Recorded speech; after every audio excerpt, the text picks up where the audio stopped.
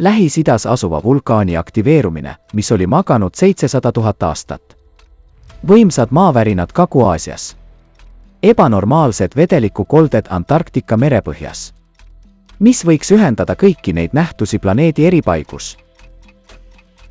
Vaadake edasi, et saada lisateavet selle ja viimase nädala olulisemate kliimasündmuste kohta.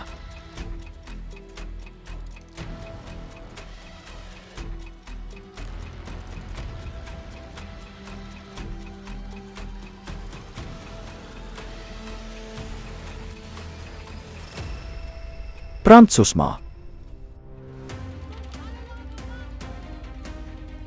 20. oktoobril Pariisi lähedal asuvat Val d'Oise'i departemangu tabas surmav tornaado. Ta pühkis läbi mitme omavalitsusüksuse, jättes endast maha ulatuslikke kahjustusi, ümber paisatud autosid, maha rebitud katuseid, langenud puid ja maha kukkunud elektriliine. See häiris liiklust kohalikel teedel ja jättis elektrita umbes 1700 klienti. Tornaado poolt kahjustatud hoonete elanikud majutati spordisaali. Ermni vallas ehitusplatsil varisesid kokku 3 suurt kraanat, purustades all olevaid autosid ja kahjustades lähedal asuvaid hooneid. Selle tagajärjel hukkus 1 inimene ja 9 said vigastusi, kellest 4 seisund oli kriitiline. Euroopa ilmastikuohtude andmebaasi andmetel Hermonis aset leidnud tornaado esialgselt liigitatud IF2 raskusastmega tornaadoks Fuita skaalal, mis vastab tuule kiirusele 180–220 km tunnis. Sellised sündmused Val d'Oise'i departemangus on haruldus. Viimati tekkis siin väiksema intensiivsusega tornaado, mis leidis aset enam kui 20 aastat tagasi. Meteoroloogid teatasid, et samal ajal registreeriti Chaumont-en-Vexaini valla lähedal veel 1 tornaadot. Kuid kahju sellest oli oluliselt väiksem.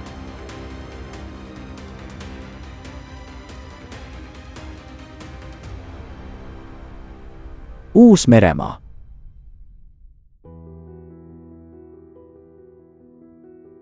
–21. oktoobril ohtlikud tuuled ja paduvihmad põhjustasid Uus-Meremaal koolide sulgemisi ja elektrikatkestusi. Lennud hilinesid või olid tühistatud. Torm peatas ka reisijate parvlaevade liikluse. Mitmed riigimaanteed olid üleujutuste ja maalihkete tõttu suletud. Põhjasaarel Hauki lahes tuul paiskas veoauto ümber, vigastades 1 inimest. Ohtlikud ilmastikuolud põhjustasid kaose riigi pealinnas Wellingtonis. Tuul saavutas orkaanikiiruse, ületades 33 meetrit sekundis. Ühel linna ristmikul võimas tuuleiil puhus naise sõiduteele, pillutades laiali tema kotti ja asju. Õnneks mööda sõitvad autod õigel ajal jõudsid pidurdada. Victoria mäenõlval asuvas linnapargis, mis on üks populaarsemaid jalutus- ja puhkekohti, tuuleiliga maha rebitud puuoks surmavalt vigastas meesterahvast. Kuigi Wellingtoni peetakse Uus-Meremaa tuuliseimaks linnaks, mis on kuulus oma ulguvate tormide poolest, seekord nende jõud osutus enneolematuks isegi kohalikele elanikele. Boliivia.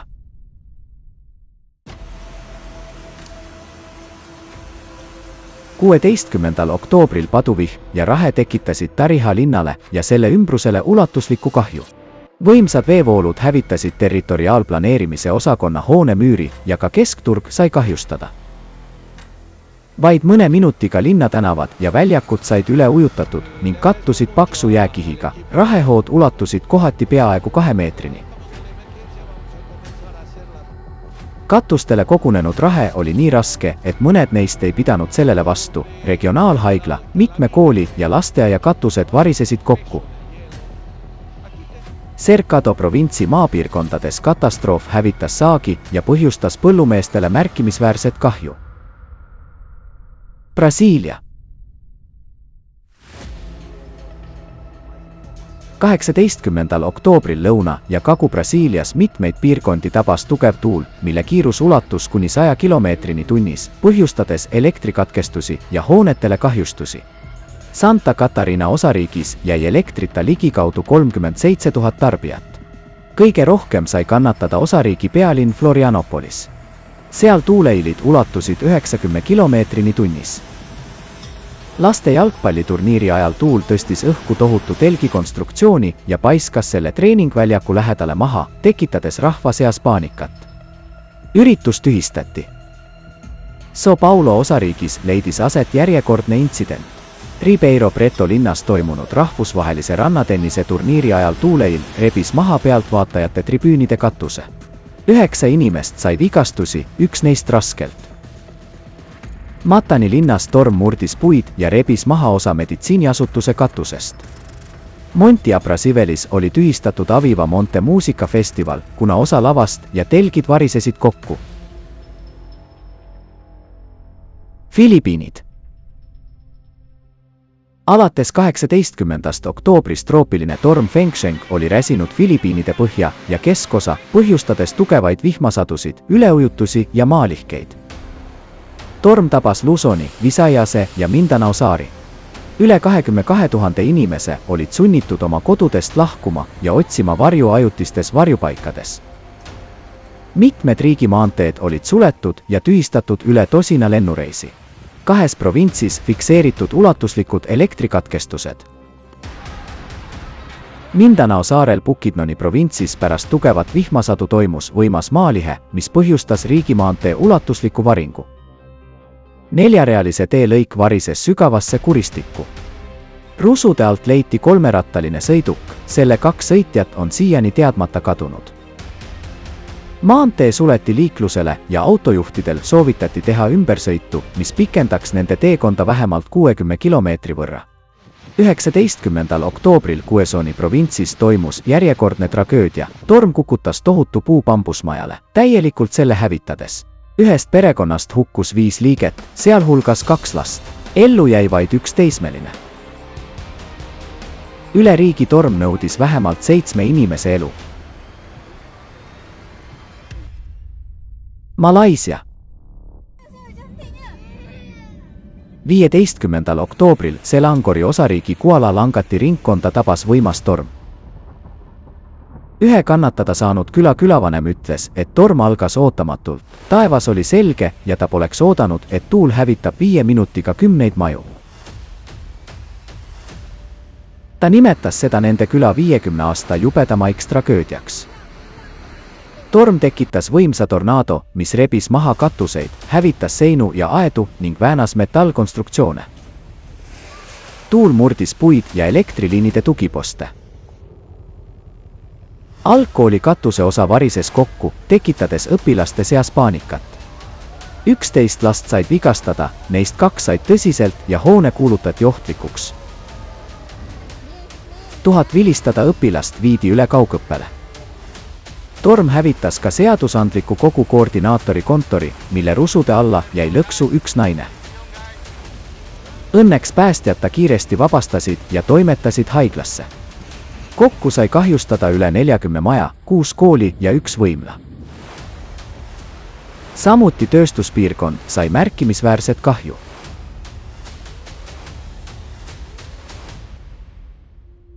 Iraan.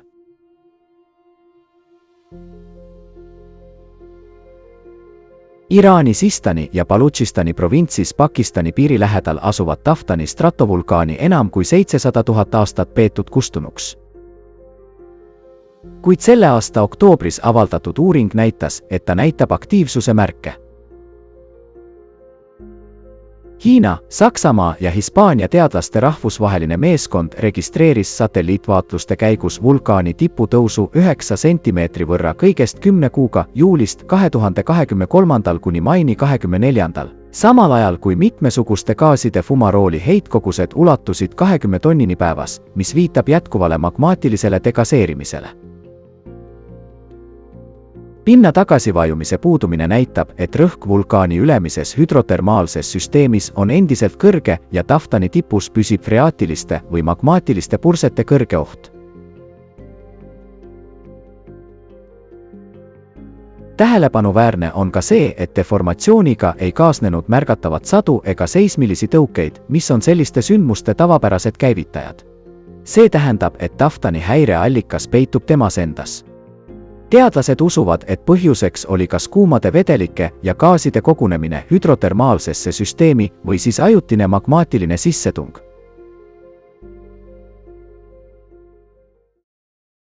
Seismiline aktiivsus.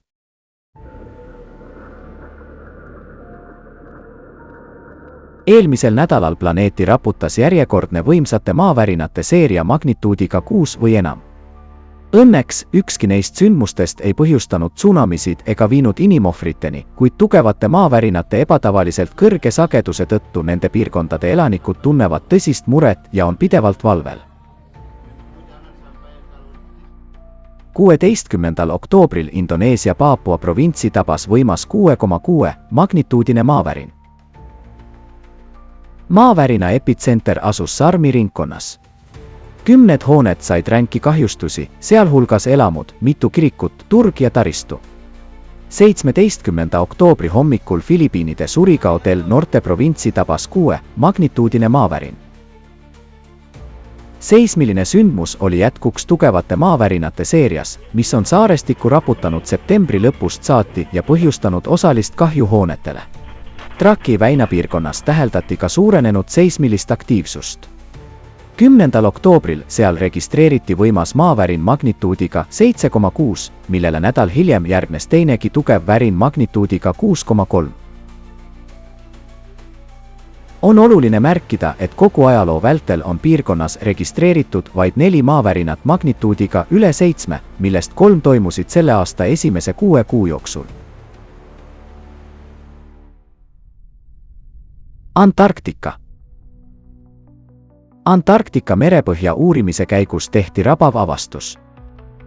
Rossi mere rannikuvööndi merepõhjas teadlased on avastanud arvukalt vedelate ja gaasiliste heitmete allikaid. Varem sellised vedelike fluiidid olid haruldased, kuid nüüd neid avastatakse suurel hulgal, sealhulgas hästi uuritud piirkondades, kus sellise tegevuse märke polnud aastakümneid täheldatud. Uuringutes kasutati kaasaegseid meetodeid, akustilist skaneerimist laevalt, veealust videovalvet ja sukeldujate sukeldumisi. Samuti tehti kindlaks, et degaseerimistsoonides võivad moodustuda bioloogiliselt surnud tsoonid. Nende uuringute tulemused on kooskõlas andmetega Lääne-Antarktika all suureneva geotermilise voolu kohta, mis avaldub liustike intensiivses alt üles sulamises ja suhteliselt kiires maakoore üleskerkimises mõnes piirkonnas, näiteks Amundseni meres. See protsess loob soodsaid tingimusi gaasihüdraatide lagunemiseks ja gaasi vabanemiseks, mis võib olla seotud vedelike fluiidide tekkimisega merepõhjas. Kui vaadata äsja nähtud kliimasündmustele lähemalt, siis need on sama protsessi ilmingud, suurenenud magma aktiivsus planeedil. Allatra teadusrühma esitatud matemaatilise mudeli kohaselt läbib Maa praegu faasi, kus planeedi tuum saab lisaenergiat. See liigse soojuse näol energia kandub vahevöösse, soojendades magmat ja muutes selle üha kuumemaks ja liikuvamaks. Selle tulemusel hakkab magma paisuma, erodeerides sisemisi struktuure ning täites vanu kanaleid ja tühimikke. See rõhk kandub üle litosfääri plaatidele ja me näeme seismilisuse suurenemist isegi nendes piirkondades, kus see varem peaaegu puudus. Päevased 5-magnituudised maavärinad on muutunud tavaliseks nähtuseks. Ja viimasel ajal oleme näinud ka 6 ja suurema magnituudiga sündmuste arvu pidevat kasvutrendi. Olukorda süvendab ookeanireostus mikro- ja nanoplastiga, mis häirib vee soojusjuhtivust. Ookean on planeedi loomulik jahutussüsteem, kuid nüüd väheneb selle võime eemaldada soojust ülekuumenevatelt laamadelt, mis otseselt süvendab nii kliima kui ka geodünaamilisi kataklüsme. Selle tulemusena võib meie jalge all toimuvat protsessi sõna otseses mõttes võrrelda keemisega suletud anumas, meie planeedi maakoores. Mis teie arvates juhtuks, kui visata suletud veekolbidule? Mõne aja pärast ta plahvataks. Kuid tänapäeval saab sellist negatiivset stsenaariumi mitte ainult ennustada, vaid ka ära hoida. Me oleme võimelised vulkaanilist tegevust kontrollima, näiteks planeeritud degaseerimise abil, luues kunstlikke rõhualanduskanaleid maakoores. Kõik see on võimalik juba täna. Kuid peamine küsimus pole tehnoloogias, vaid meis endis. meil inimkonnana on olemas kõik, välja arvatud ehk üks asi, terve mõistus olemasolevate teadmiste kasutamiseks. Praeguseks kõige olulisem on vastutus, iga üksikisiku vastutus, terve mõistus ja kaine vaatenurk praegustele sündmustele. Kui me mõistame, mis toimub, näeme mustreid ja teame, kuidas seda ära hoida, kuid ikka vaikime, siis saame kaasosaliseks selles, mis on tulemas. Kuidas me saame seda teadmist inimestele edasi anda? Väga hea küsimus. Ärge vaikige.